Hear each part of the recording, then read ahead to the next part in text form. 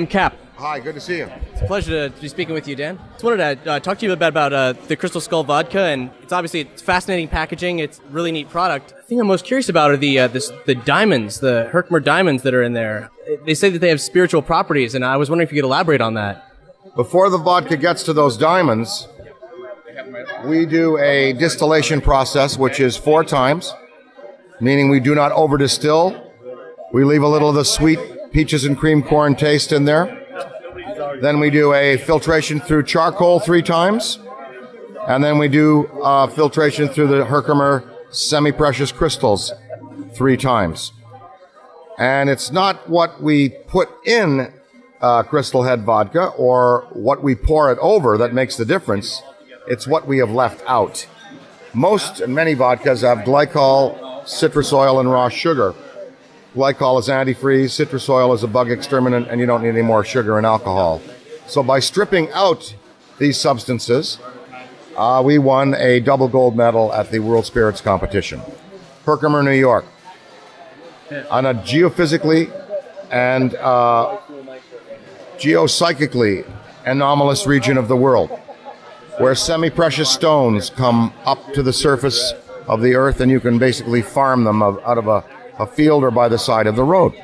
That's incredible. I didn't realize that's how it went. And as opposed to kimberlite pipe diamonds, which you have to mine for. Yeah. There's only one area in the world other than Herkimer, New York, Herkimer named for a Revolutionary War general, and that is in Afghanistan, where there's a 50 by 50 mile swath, like in Herkimer, where the stones just come up to the surface of the earth, and they are spontaneously there.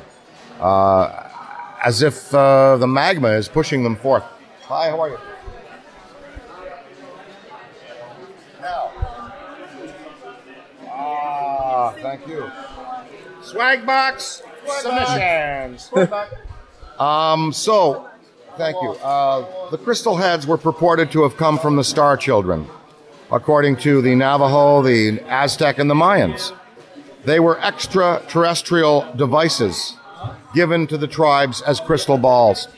In the Indiana Jones and the Crystal Skulls movie, Steven Spielberg references the extraterrestrial origin of the crystal heads. Now, where was Herkimer, New York near?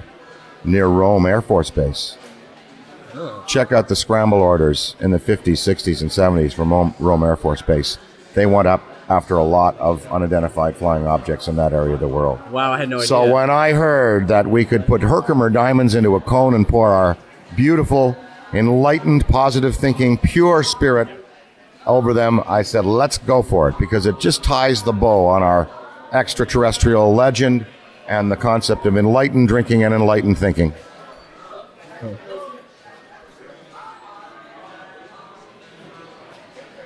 That's incredible. That's really incredible. Now, in that not particularly great, but definitely interesting Indiana Jones film, they suggested that the travelers were in fact extra-dimensional. Is that concurrent with a lot of the feelings on the crystal skulls? Well, I would say that that's concurrent with a lot of feelings in domed craft propulsion. And where these craft are coming from. And there are some schools of thought that say they are coming from a dimension near us or far from us, and not necessarily space travelers. So right. I think that's the hyper jump in that kind of thinking that they made, and David Koepp and Spielberg decided to do that in the film, and I kind of like that choice. You know, many physicists and theorists and string theorists and the superstring theory, the Cambridge monographs, all that stuff proposes that there might be as many as 11 or maybe even 23 different dimensions that are completely close to ours and might even be right next door. So, I had no idea the numbers were so specific. Oh, yes. Thanks for coming. I've got one more question. There's an ongoing Ghostbusters comic at the moment that, in my feeling, is actually the best written Ghostbusters thing that's not done by yourself or Harold Ramis. I was wondering if you had a chance to check it out. That's out of Quebec, Canada, that project, and I love what they're doing. They're really smart, those guys, and I love that it comes from a French-Canadian sensibility. That's really neat, you know. They're putting a whole new twist on those stories, and they've really mined them. and are really exploiting the characters in a really say a quality and exciting way, and funny and scary, and they're doing a great job. Thank you so much, Dan. Really appreciate it.